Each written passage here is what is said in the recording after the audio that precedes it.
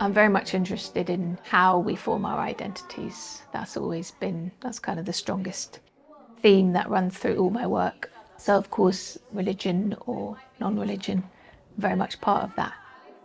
My relationship to atheism was sort of organic and accidental, I suppose. I was in atheism without even knowing the word for most of my life. Natural to not believe in God, but be aware that people do believe in God. I found that interesting. I went to church with my grandparents, but church, they lived in America, and going to church was followed by going for pancakes. So then I had quite a positive relationship with church, but not because of God, because of pancakes. And I remember somebody once asked me, well, what do you believe in? And I had never been asked that before, and I said people. And then that felt right to me. I've had a great privilege of being able to not only discover things about others, but through that process discover a lot about myself too, because it's about, my interest really is about how we're in relationship to ourselves, to each other, to the world around us, how we make sense of life's big questions. I value very much the opportunity to expand my own horizons as I discover other people's. You might be thinking that I'm trying to convert you, or maybe you think I'm trying to bash religion as the worst thing. I started a YouTube channel, though, while I was in graduate school that was focused on comparative religion or world religions writ large. It's a religious studies academic channel, so we'll talk about things like Buddhism and Hinduism, but also religious studies theory and method, like what do we mean by ritual. I'm an RE advisor at REToday.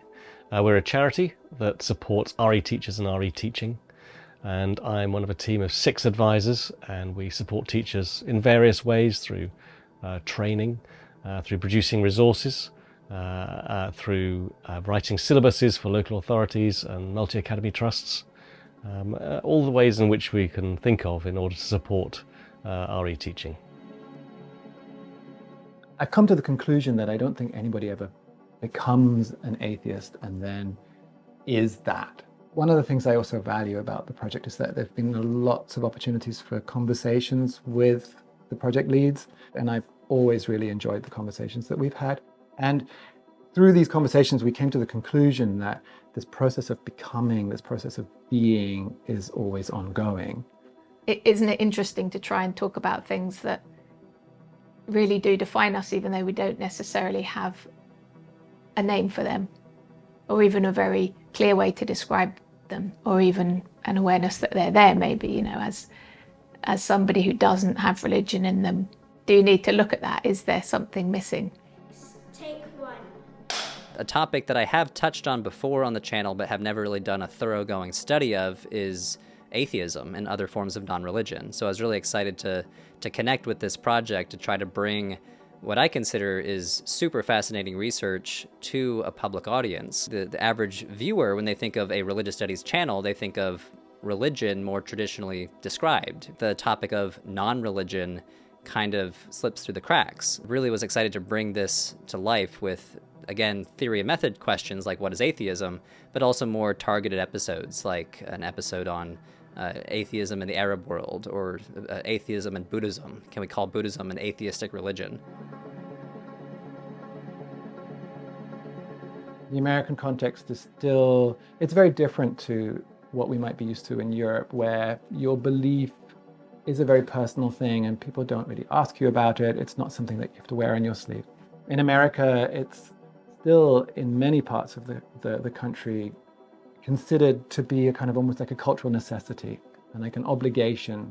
And so that puts people in a challenging position when they position themselves differently to that.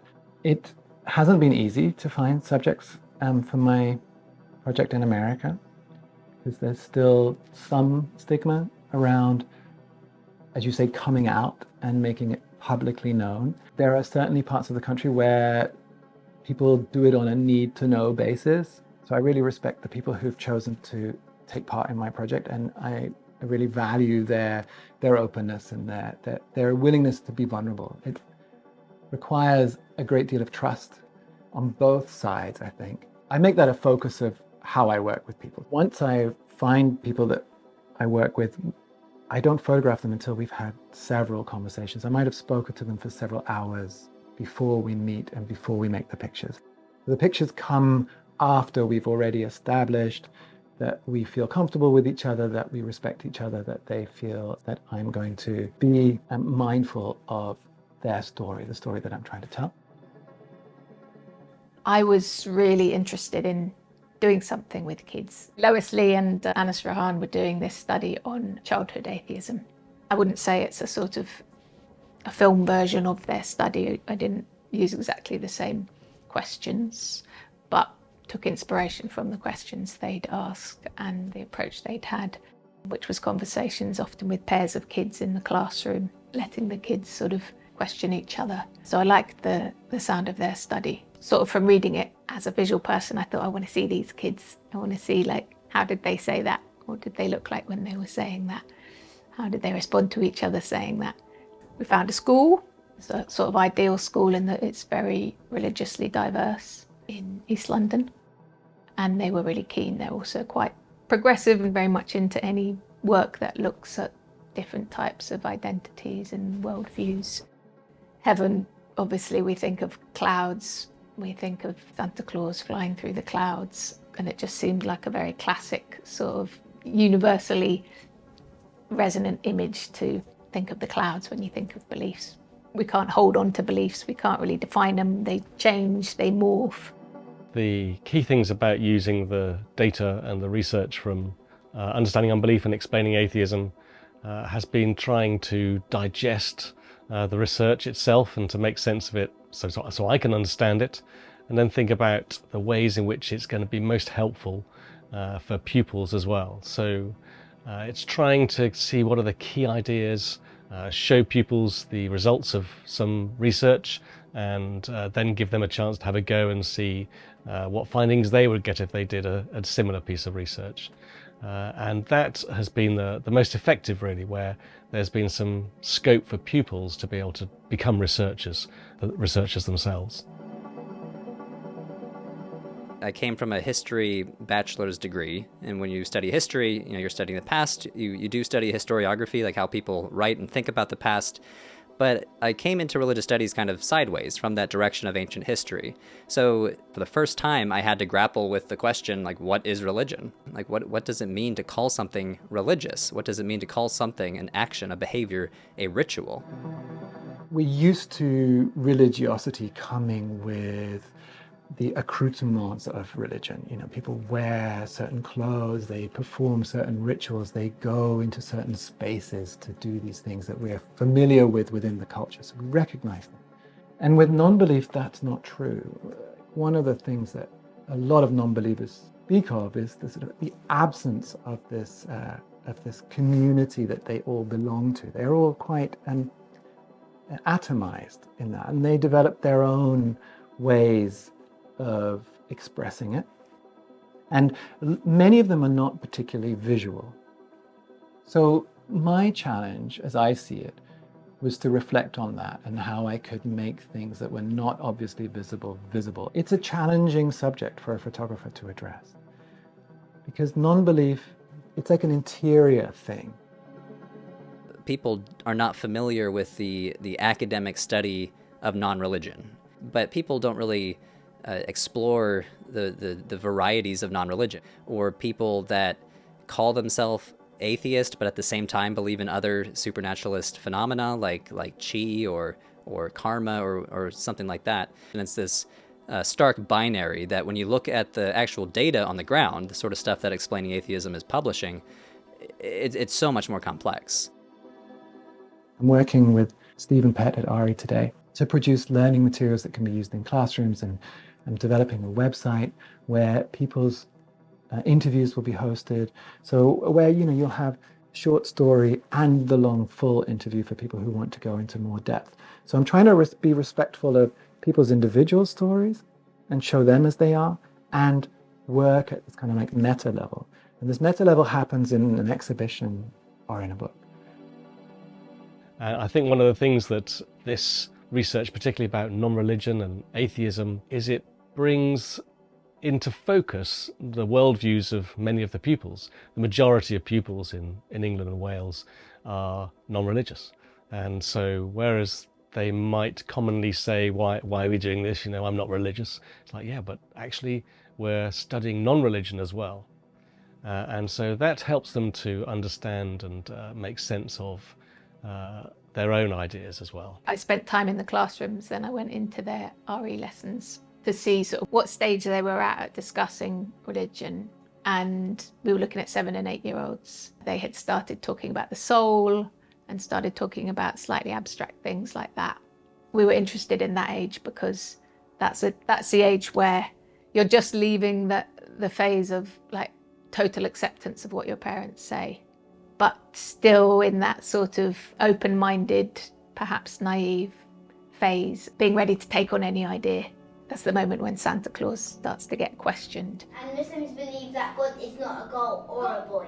There's an episode titled, "Are Babies Born Atheist?" The answer is obviously yes. The babies don't have the cognitive capacity to comprehend the wonders of the gods, as it were. Personally think it's a fun episode. Like we take this seemingly silly question and then introduce the audience to this whole subfield that they might not know exists.